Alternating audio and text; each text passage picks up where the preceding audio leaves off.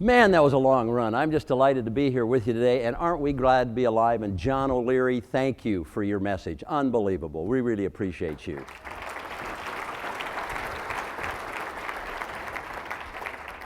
It is so important when we meet people, hear people, think with people about their lives and the depth of their lives that John just shared with us. And this is a complete diversion from the kinds of things that I want to talk with you about today. But I feel so great about the message that he delivered, and I hope you do as well. Because part of what we're going to talk about today is this notion that each one of us has this deep power within us, and it needs to drive us in our businesses, in our relationships with the people with whom we share that journey. And when we do that, we have a terrific opportunity. I want you to meet two guys I've gotten to know over the last couple of years that I think are just outstanding. They happen to be EO members, and they're both here. And I love them because they put entrepreneurs in business. They finance people who want to start their own businesses. And to date, they've put as many people in business as there are EO members in the world. Over 8,000 entrepreneurs are in business because of these two men and their business. And I'd like you to just recognize the chairman of this event, Dave Nilsson, and his business partner, Jeremy Ames. Would you both stand up and just wave? Aren't we glad to be associated with people that put entrepreneurs in business?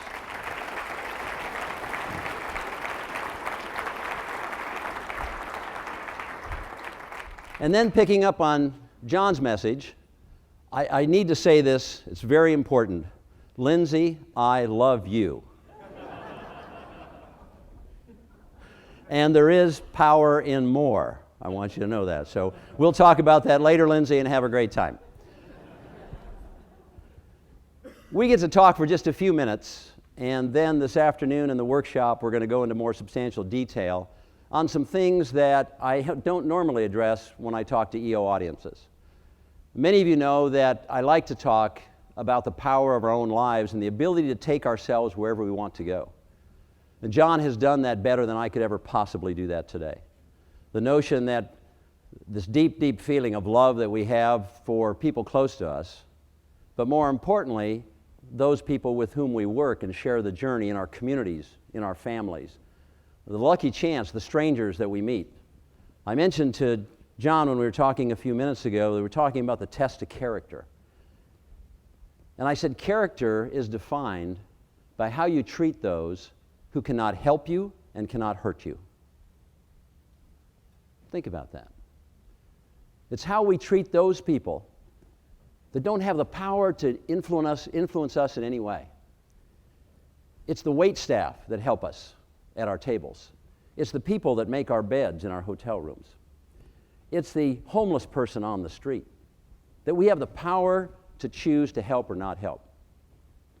And if we really feel strongly about the message that John has delivered today, then we will do those things and have those interactions in a new and more powerful way, because our character will be defined by those who can't hurt us and can't help us. And so today, as we think about our businesses, which is really what I want to talk about today, we want to talk about several things that could be interesting. The topics that we'd like to talk about is how to scale your business. How many of you would like to grow your business? Raise your hand. Okay? Growing businesses is just about as fun as life gets, next to practicing raising babies. Okay? And I understand they do that well in the Midwest, John. I really appreciate that, and we're going to move our family there as soon as possible. Scaling your business is really an interesting topic. I think it's really hard to do.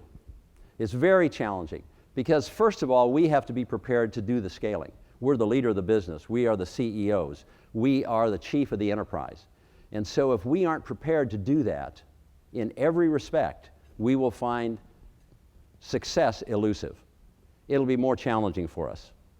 And so we want to talk about scaling our business by increasing our personal capacity to lead.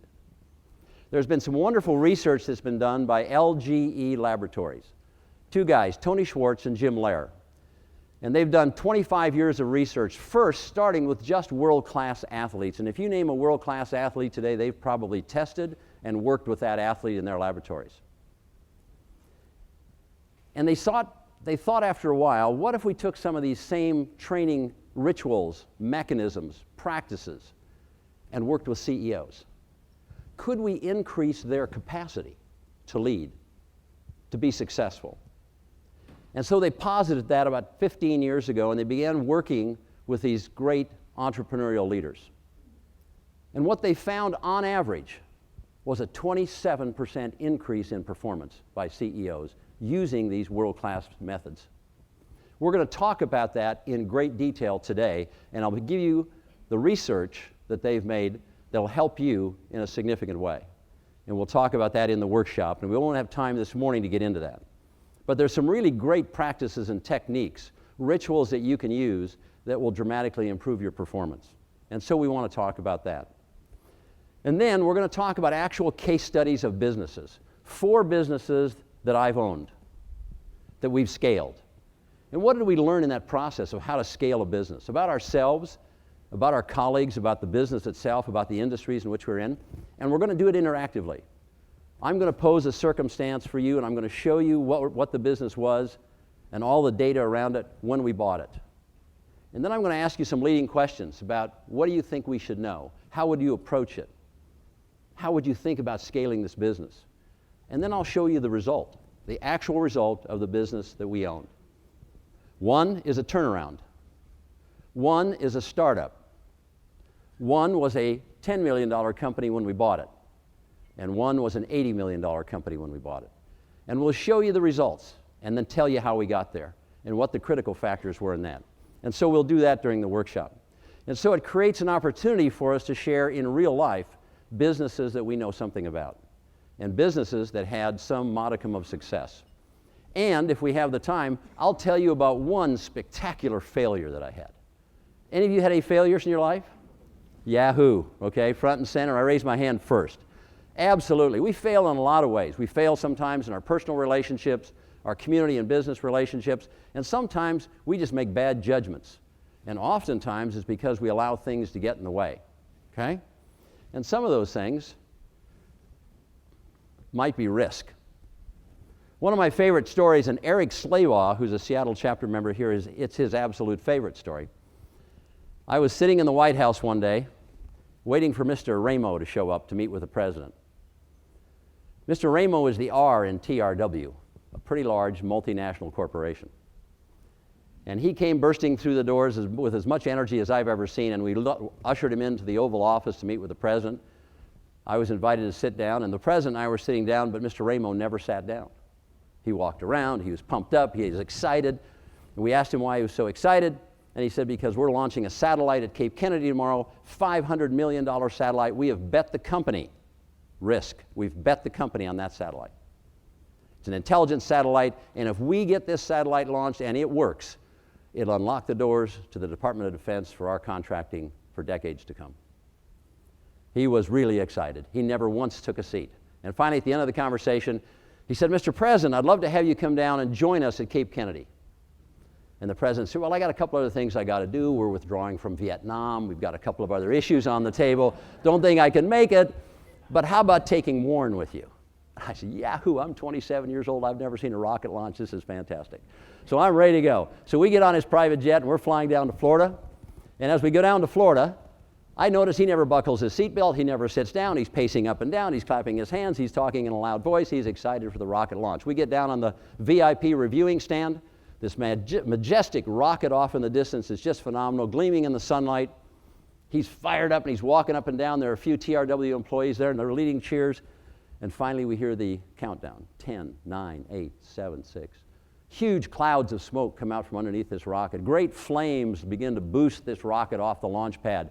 10 feet, 20 feet, 30 feet, and at 50 feet, it blew into 1 million pieces, destroyed on the launch pad. And I looked over at Mr. Ramo to see a man that I thought would be discouraged, distraught, maybe even depressed. He was running up and down and cheering and excited. And I said, Mr. Ramo, what is it? He said, well, we know it can fly. We just have to improve its range. Man, that's what we're about. We're all entrepreneurs in this room. I'm an entrepreneur. I've been starting businesses my whole life. I think it's the most fun thing in the world next to making babies. It is just about as fun as anything gets, okay? That's why we have 7 of them, and I don't know why we quit. It's just so much fun to grow companies. It's so much fun to create jobs. It's so much fun to look on the faces of our employees as they take on more and bigger responsibilities and the joy of their success and bringing their families into the business. But it's hard. It's just hard. All of you who raised your hand, you want to grow your business?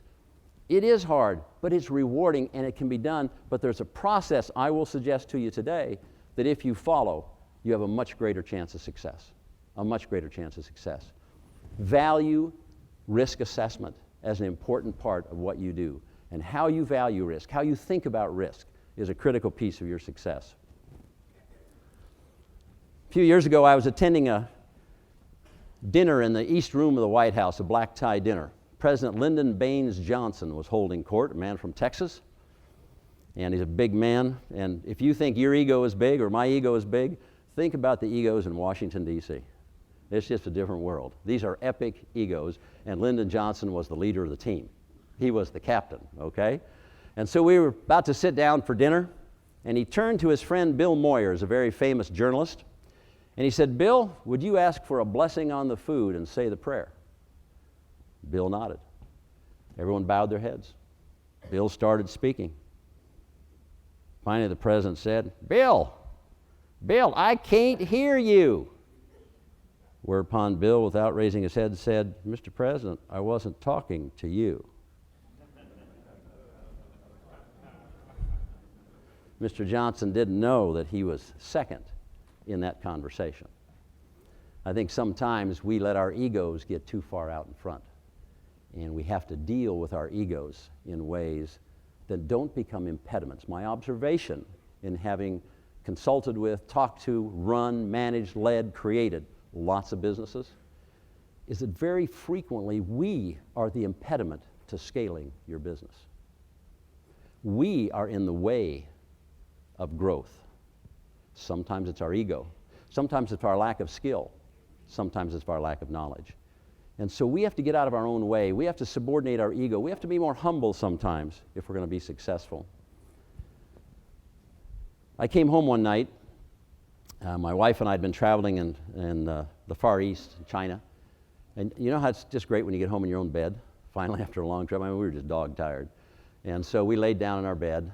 And guys, you know how sometimes we get romantic at times like that. And you're kind of in your own bed and feelings start bubbling up in you and stuff, you know. And we were laying on our sides and kind of looking at each other. And I was holding her hand. And you know, sometimes we ask those deep philosophical questions at moments like that. You know, guys, we're just so romantic. You know, questions like, if I died, would you marry again? You know, those kinds of deep philosophic questions. So I'd been thinking, and I said, honey, if I lose everything, if I lose the house, the cars, the boats, the plane, the condo, the ranches, the stocks, the bonds, honey, if I lose everything, would you still love me? She looked at me for a while, and then she said, yes, I'd still love you, and I'd miss you too.